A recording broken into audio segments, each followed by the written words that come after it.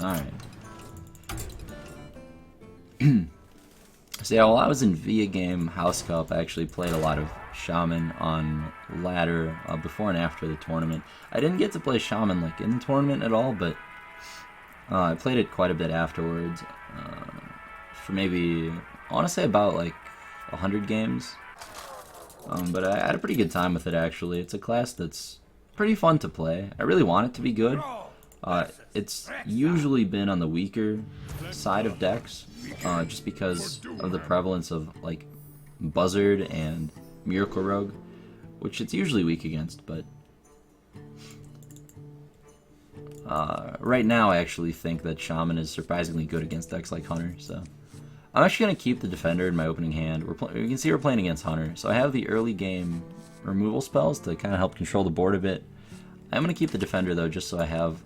Defender's one of the best cards against Hunter in my experience. I could look for like a 2-drop or an Unbound Elemental, but if I don't see those cards, then I'm really going to regret putting back the Defender. Like, I think this card is one of the most important cards against Hunter, so I'll keep it. I like this matchup though. I mean, you have Hex for their... you have Hex for their high mains, and you just kind of have answers for everything that they do.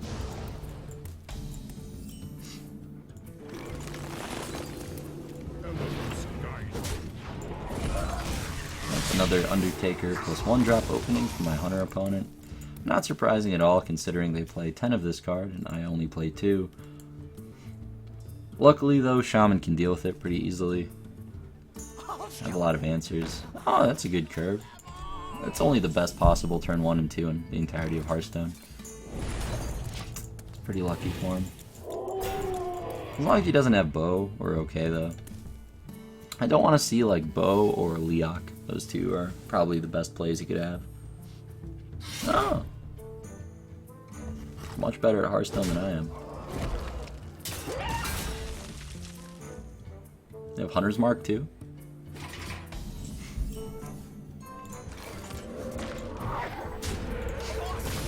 Okay, well, that is the best possible turn 1, 2, and 3 that he could have had in the game.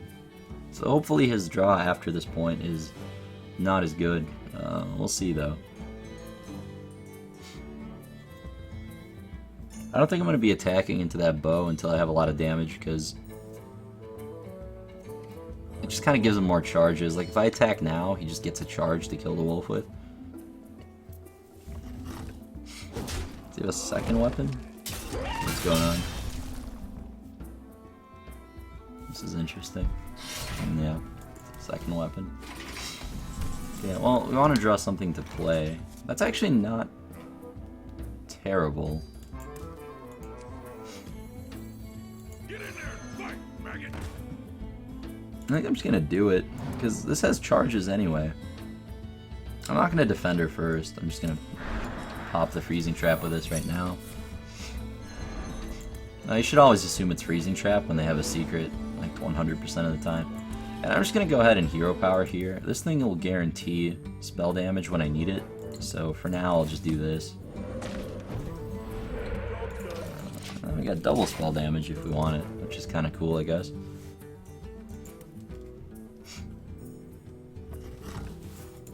Okay. Sludge Belcher, that's interesting.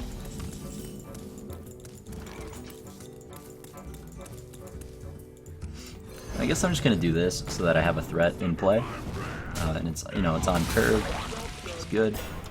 That's back. Now we're actually representing some damage, so that's really important. The problem is that Bow is just gonna be doing a lot of work for him, so hopefully he walks into Lightning Storm. Okay, he didn't really walk into it too hard, unfortunately.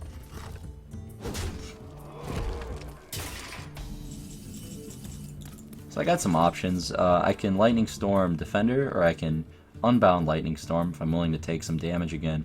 I think I'm willing to take some damage just to get more threats in play. So yeah, I'm gonna Lightning Storm here with Unbound rather than with Defender. I've got some pressure back on him. He can't really play a card like High Main ever. You can see I kept the Defender in my opening hand, but I still haven't played it. It's still I still think it was right to keep it. Like, it's still that important to have it at some point in the game. If I didn't keep it, I might just never draw it, and that would be really awkward.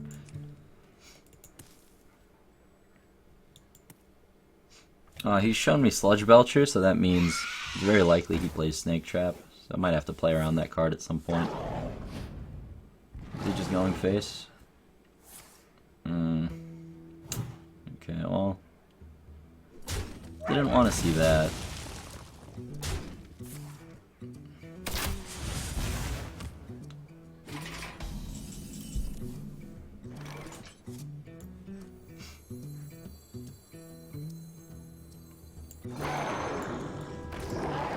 I mean, I'll clear this stuff off the board, but it's a little scary because he can still attack with his weapon if he wants to. Just guarantee that damage. I mean, at this point, we just need him to not have double kill command.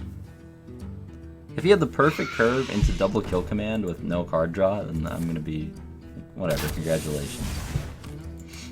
Yeah, he's doing it. He's gonna go face, isn't he? With his weapon right now. Absolutely disgusting. It's absolutely disgusting. This should never happen. My seal for Argon.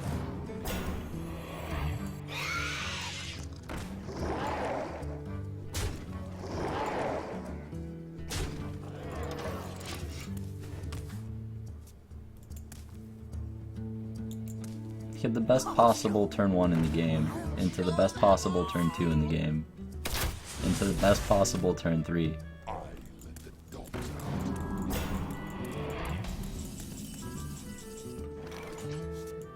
If I lost this game, I would have been so salty. I mean, if this draw doesn't beat Shaman, it goes to show that, like, it's really... I think it's favored for Shaman. Because, I mean, if this draw of all draws can't beat it, then... That can't be a good matchup for Hunter. There's some versions of Shaman that are, like, slower. They play Lava Burst and stuff. Those decks are going to have a harder time against Aggro, because you don't play as many fast cards. And you can't really play cards like Lava Burst against Aggro. But you can see here, stuff like Unbound just got on the board quickly. It actually worked out pretty well against Aggro. So, yeah, let's get on to the next game.